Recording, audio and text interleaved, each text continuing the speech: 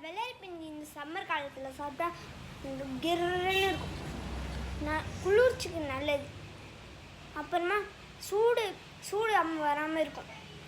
அதனால இதை மிளகா பொடி போட்டு எல்லாமே போட்டு பண்ணுவேன். எல்லாமேனா உப்பு மிளகா பொடி அது மட்டும் போட்டு பண்ணிங்கன்னா நல்ல ரிசல்ட் வரும் மக்களே.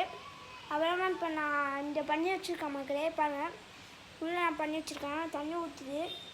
இப்போ நம்ம சாப்பிட்டு பார்க்க போகிறேன்.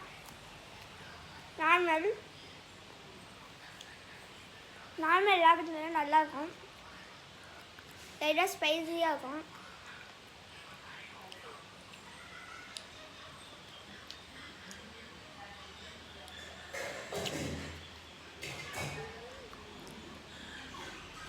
மக்களே, இந்த மாதிரி உங்கள் பசங்களுக்குலாம் பண்ணி கொடுத்தீங்கன்னா நல்லா விரும்பி சாப்பிடுவாங்க.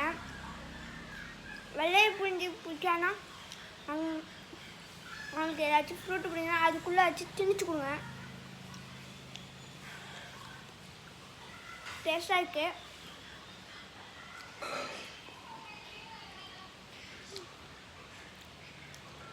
இப்படி இருக்கேன் பண்ணிங்கன்னா பாதி விழுவும்.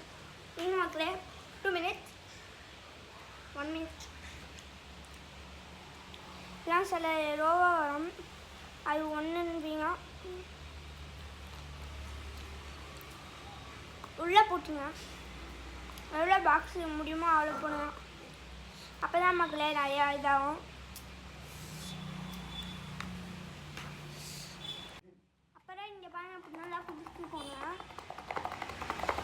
குளிக்கிட்டே அப்புறமா இதை எடுத்து பார்த்தீங்கன்னா நல்லா வந்திருக்கும். அப்புறம் நல்லா இருக்கும். நல்லா சாப்பிட்டு தின்னு நல்லா தூங்குங்க. எவ்வளோ முடியுமோ அவ்வளோ சாப்பிடுங்க. முடியலன்னா அப்படி வச்சுருங்க. அதெல்லாம் குடல் வெந்துடும். ஓகே, பாய். ரெண்டுத்தையும் சாப்பிட்டு வச்சிட்டோம். ஒரு சின்ன டெஸ்ட் இருந்துச்சுன்னா ஓகே.